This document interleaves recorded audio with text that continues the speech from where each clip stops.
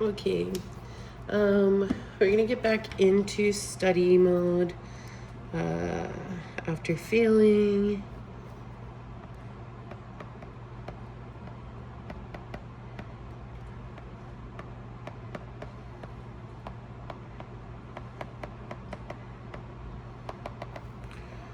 Okay.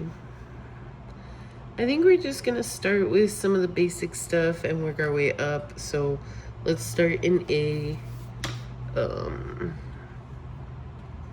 So we're gonna start with that description, prediction, and control.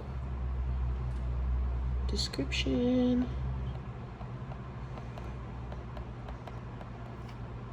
Prediction.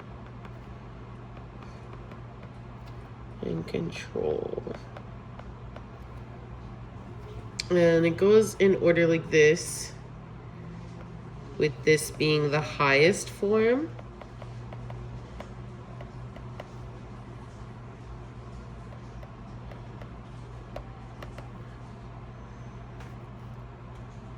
Description is the first level of scientific understanding. It's going to describe the facts. Describes the facts. It's a good example would be when we organize and categorize observations into ABC data. So I'll just type ABC data. Prediction is the second level. And it's going to be, it's relating to like the correlation and the correlation. You're looking at descriptions,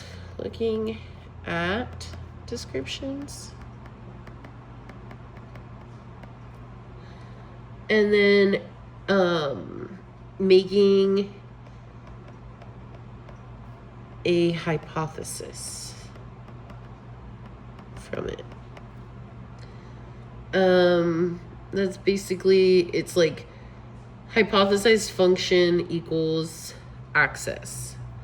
So an example could be when repeat ABC observations show a consistent relationship. So repeat ABC observations show relationship. Okay, we don't know the function yet, right? So it's not controlled just yet. Sorry, this is a little messy. But let me just quickly highlight these so that they stand out. Description, prediction, control. But so when we're thinking about prediction, we're thinking hypothesize about function.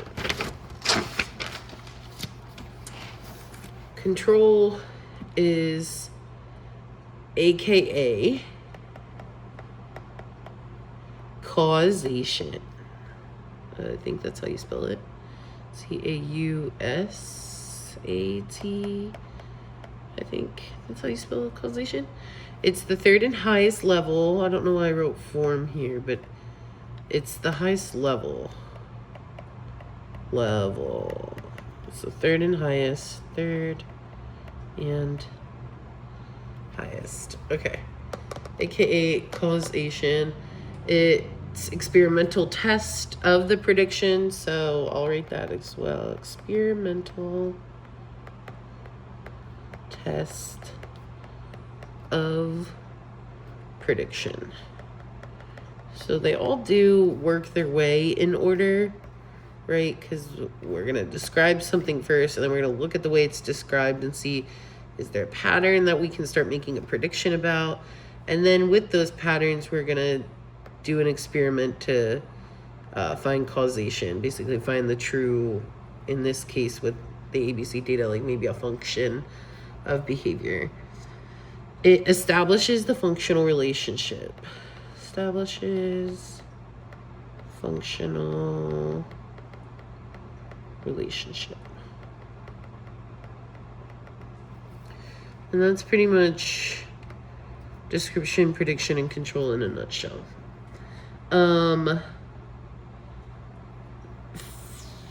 When we're looking at A2, we're looking at the philosophical assumptions underlying the science of behavior analysis. So like selectionism, determinism, empiricism, parsimony, pragmaticism. But the old version, SNABA did this. Actually, I'm not going to do it that way. Let's just look at what the board needs us to look at. So let's look at determinism.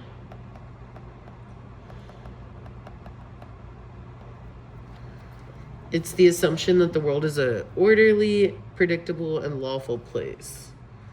World is orderly, predictable, and lawful.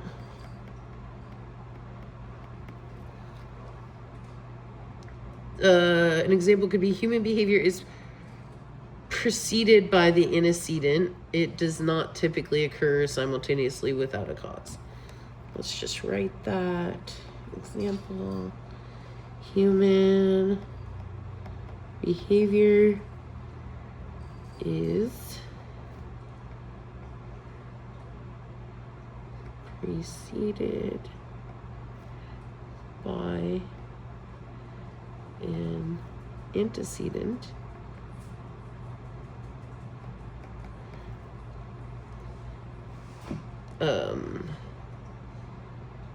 what did I say? Oh, it does not typically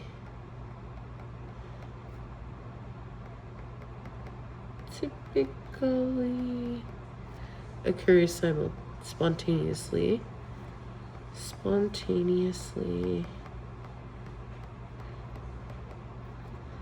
without cause. Right, so something needs to happen for it to happen. Let me just... Determinism. World is a orderly, predictable, and lawful place. Here's your example. Okay. So when you're thinking of determinism, think everything has a cause and nothing happens out of nowhere. He didn't just randomly start crying, right? Like something happened for him to start crying, whoever him is. Let's look at empiricism. And the first thing that comes to my mind when I see empiricism is empirical evidence. It's just something you'll hear a lot in the field, so you'll get used to hearing it that way, empirical evidence. But empiricism is the assumption that knowledge is built. Let me start writing. The assumption that knowledge is built on objective observation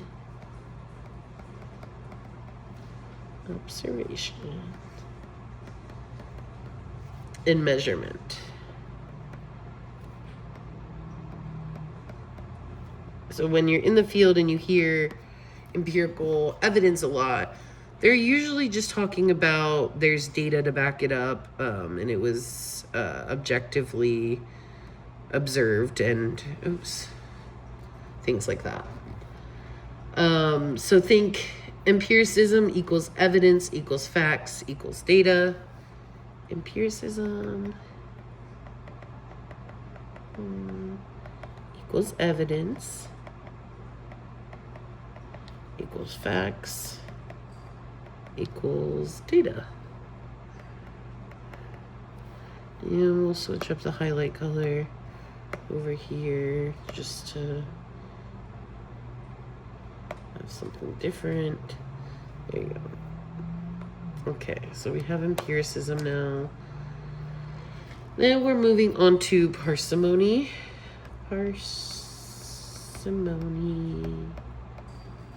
And we're gonna have to move on to the next page for the following ones. The assumption. So parsimony is the assumption. I always think simplest when I hear in parsimony, but it's the assumption that the simplest, like I said, that word,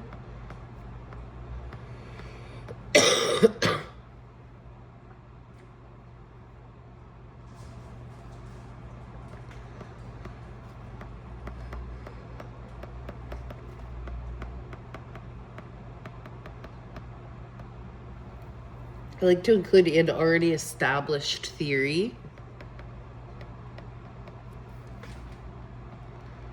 requiring the fewest assumptions.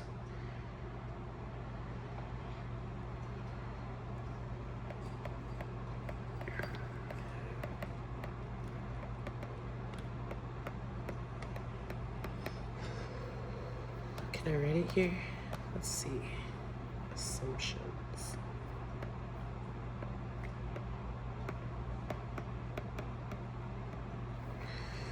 Well, we tried. Must be ruled out before considering more complex.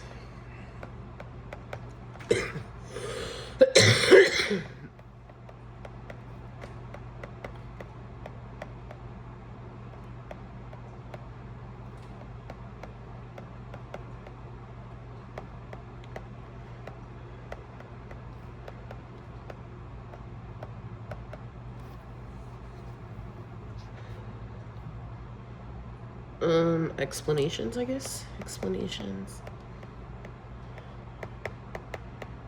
All right, so let me just read that again.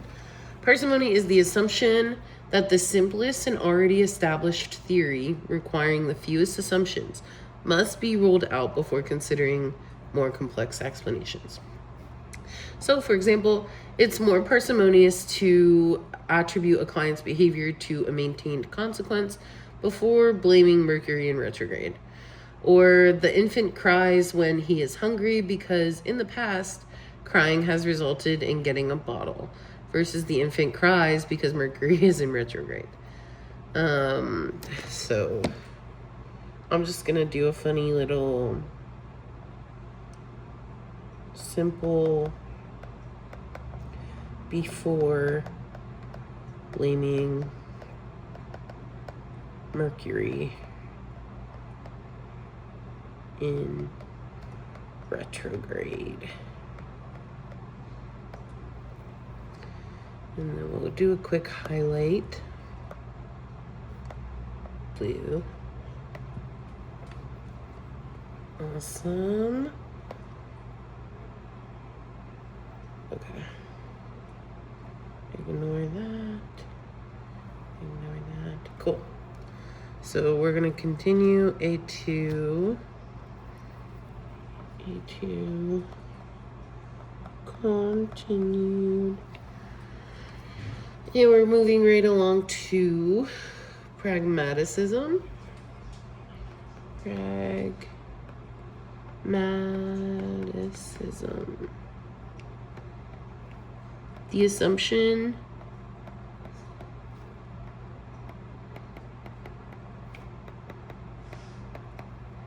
that what is discovered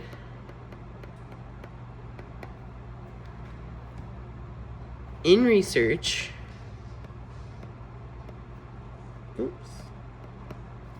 ignore that. The assumption that what is discovered in research is only useful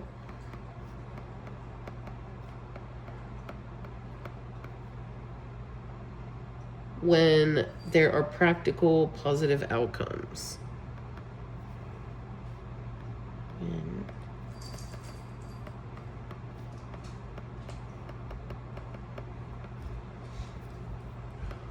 Positive outcomes.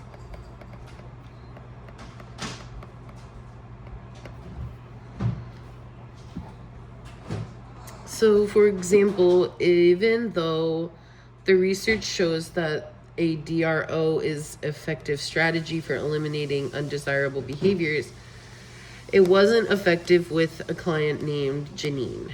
Therefore, her BCBA chose a procedure that had better outcomes for Janine.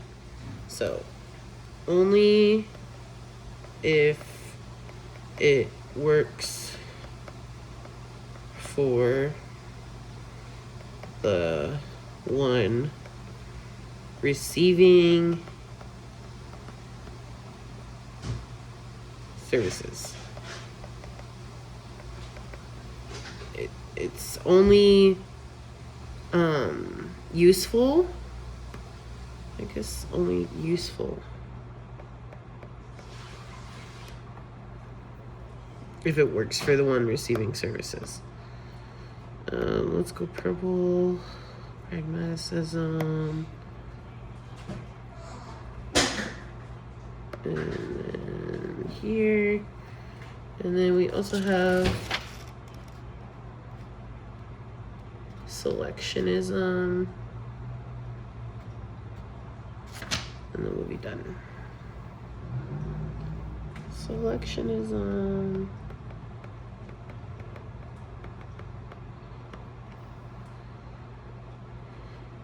Is the assumption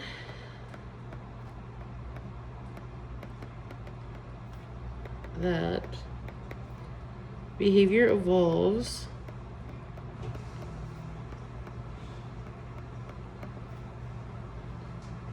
and is maintained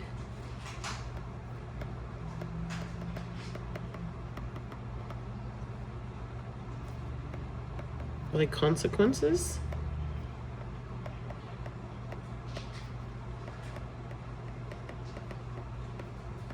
Okay, let's break this down. Basically, it just means behavior that is followed by reinforcement is more likely to be maintained and to produce more sophisticated repertoires. So, selection by consequences. Selection by consequences. It's sort of similar to pragmaticism, but it is the behavior that evolves and is maintained, where this one is more about like that repetition and figuring out what's useful. Let's see. Okay. And that will be it for that one. Yellow, and then we'll take some yellow here. That, and then like that. And we'll go to our next one. Okay, the last one we'll end on is radical behaviorism.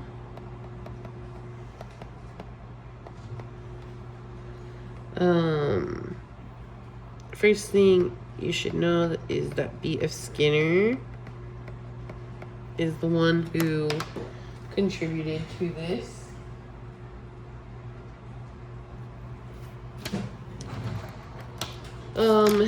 Radical behaviorism seeks to understand all human behavior,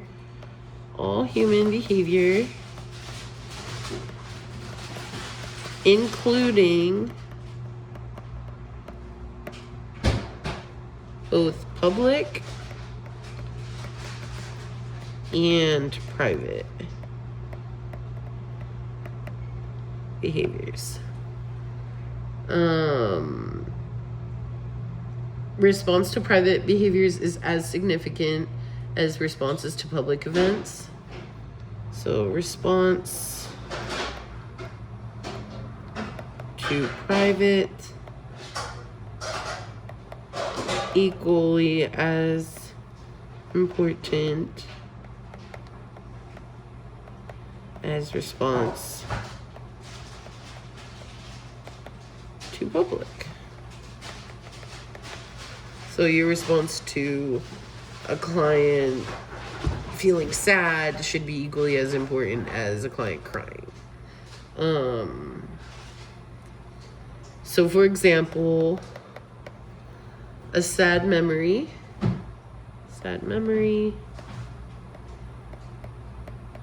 is a private event because you can't see it or measure it. But it evokes crying. Evokes crying.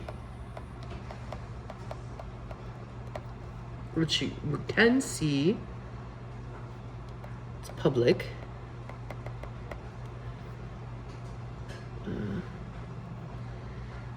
And so, that would be, this is an example of radical behaviorism if you're observing both things. If you're also, it would only be radical if you're taking into account that this is equally as important as this. Radical. They both have to matter. And B.F. Skinner taught us that. Okay. That's everything for this one.